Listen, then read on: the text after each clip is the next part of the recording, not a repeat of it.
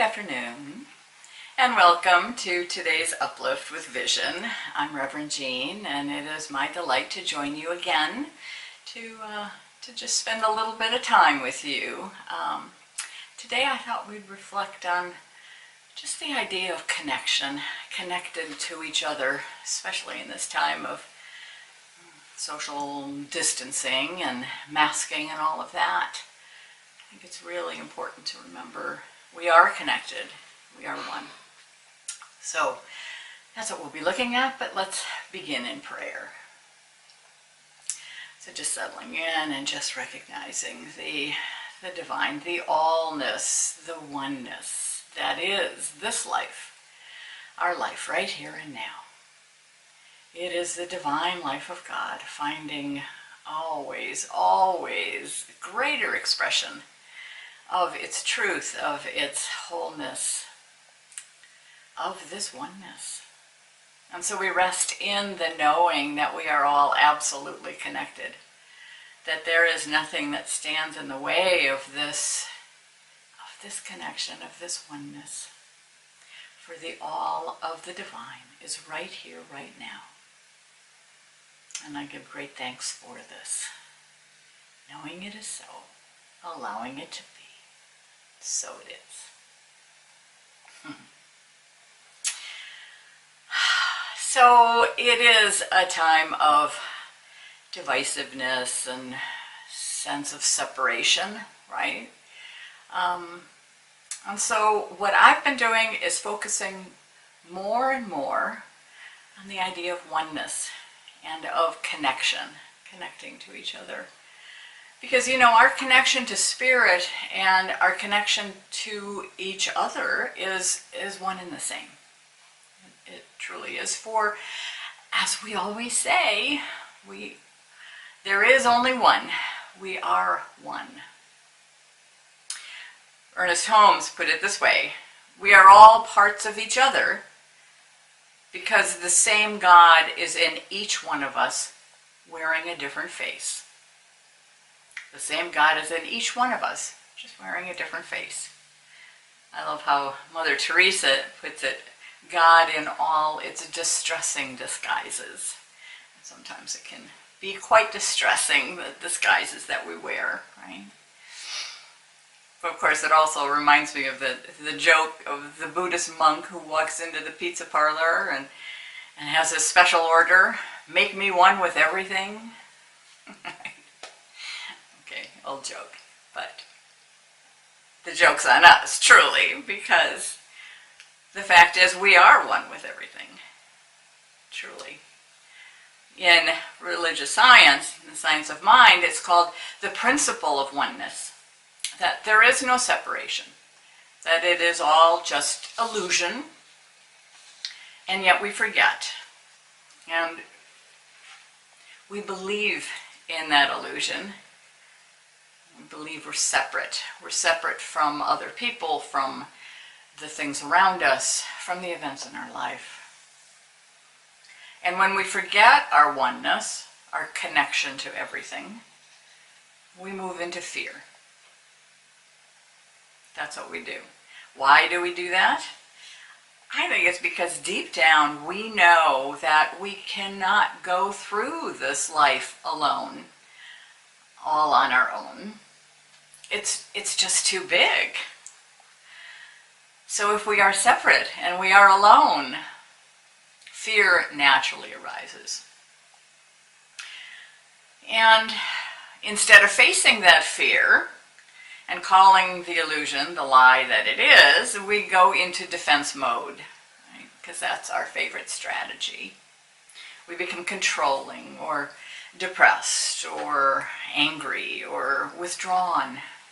All of those multiple reactions that we do when we forget the truth that we are one. Because in truth, there's nothing to defend against. There isn't a need for defense.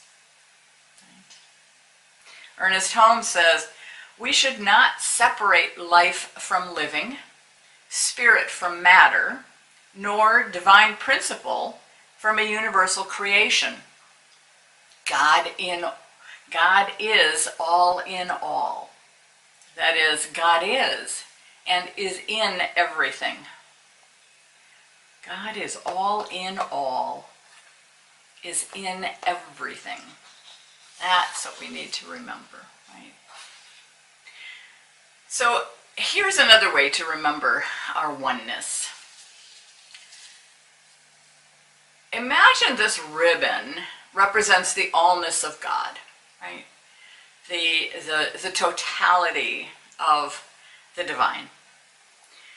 The isness, shall we say, of spirit.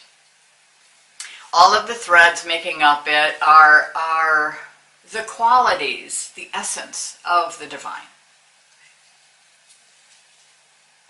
This is the whole life of God.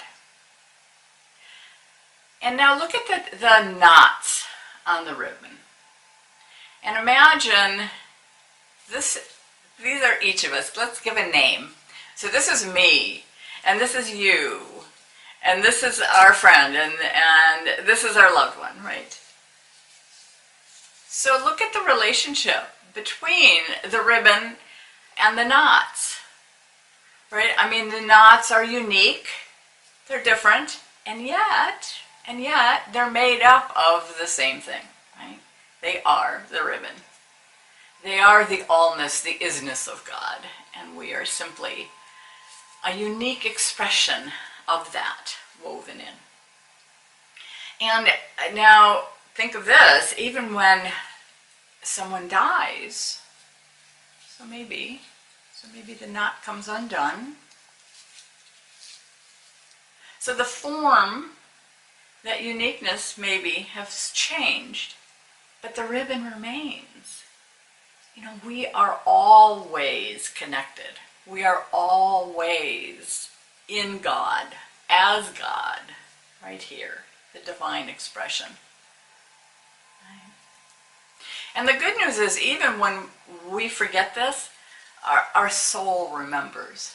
Our soul remembers. And it's always calling us to that divine life of expression, of oneness, of connection. That's the natural innate drive within us. And there's another piece that connects us, which I want to talk about, and it's the heart-to-heart connection that I like to call compassionate presence. Compassionate presence.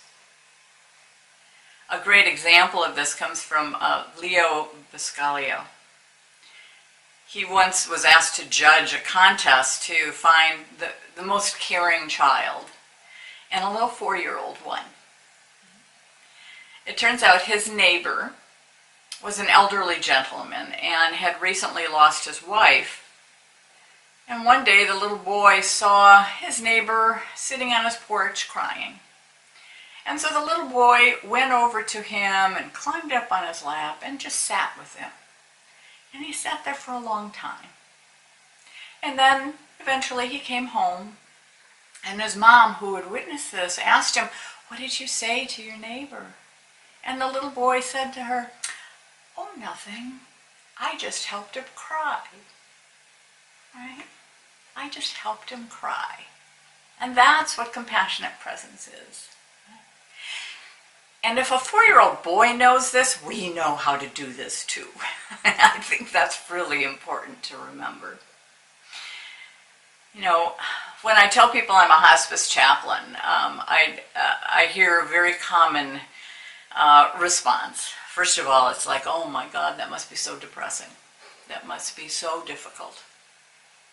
And, you know, when I describe that, well, but there's that sense of joy and honor that comes from sharing this sacred journey with people who are, you know, in life crisis or in challenges. And so then the next thing I hear them say is, "Oh, you're very special. I could never do that." But I'm here to tell you, we can. All of us can. This is what we do. It's called compassionate presence. Because we're all in compassionate connection. We can't help but do that. Now, granted, it's harder during this time of social distancing and masking and the difficulty of face-to-face communication, but that only makes it more important. It means it calls us to take the time to reach out, to phone call, to Zoom, to connect. It's ever so much more important. You know, compassionate presence is being able to walk alongside people who are in pain, right? Just being with them the way that they are, not trying to fix or solve anything. Remember, the little boy, just being with the gentleman. That's what that is. And what it takes is just staying engaged and present with someone so that they can move through their feelings. They can move through their thoughts and do their own self-inquiry. Right? And the thing about compassionate presence and presence itself is it transcends space. It's expressed heart to heart. It opens the door for the divine to unfold in new and dynamic ways as well, because simply by being in a safe and loving space that compassionate presence provides, answers naturally arise. Understandings naturally are revealed. I mean, healing happens. It really works. Being that kind of compassionate presence for each other, you know, that really is our soul's call. It's the ribbon that connects us. Dr. Rachel Naomi Remen, she's a physician in Northern California, and she's been leading the charge to bring spirituality back into medicine. She defines compassionate presence as being of service to the wholeness of others. Being of service to the wholeness of others. Here's how she puts it. Serving makes us aware of our wholeness and its power. The wholeness in us serves the wholeness in others and the wholeness in life. The wholeness in you is the same as the wholeness in me. I mean, we talk about wholeness all the time in religious science.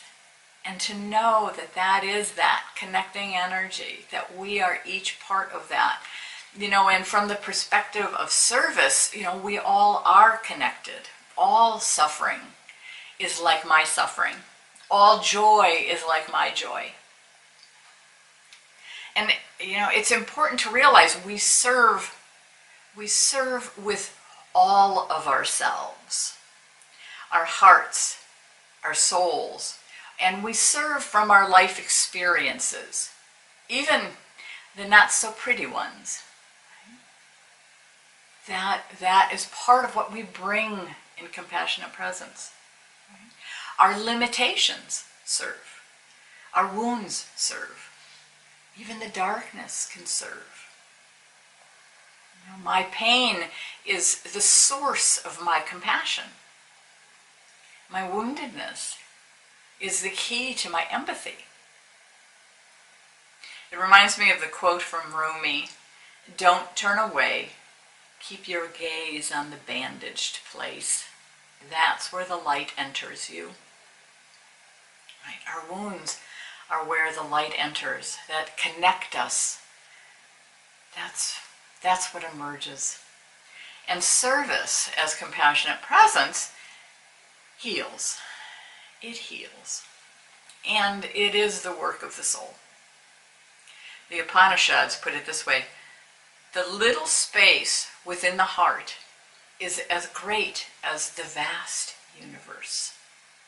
The little space within the heart is as vast is as great as the vast universe. So let's just go within to ground these ideas in your heart in prayer. So I just invite you to close your eyes and settle into that little space that is as vast as the universe. And just knowing this is the heart of love. This is the heart of love. So huge, bottomless, limitless. And so breathing into that warm and gentle space, let us recognize that we are the heart. We are the hands. We are the love. And we're here to do the good of God. God is the good that we do. And so today we give of the warmth and gentleness that we are. We use our voice to speak our truth. The love of God flows out of us and spreads out to touch other hearts. For it allows others to touch ours. It is that perfect connection, that ribbon of love. And so I am just so grateful for that and for this knowing, for all that I have, for all that we know and all that we are. We are so blessed by being a blessing. And so it is. And so we are. Amen. So I just invite you to keep your heart open, to remember your connection, to be part of that oneness, allow that oneness to express through you today and in the days to come. And don't forget to tune in to tomorrow for another Uplift with Vision. And again, thank you. Thank you so much for joining me. And I hope you have a wonderful rest of your day. Namaste.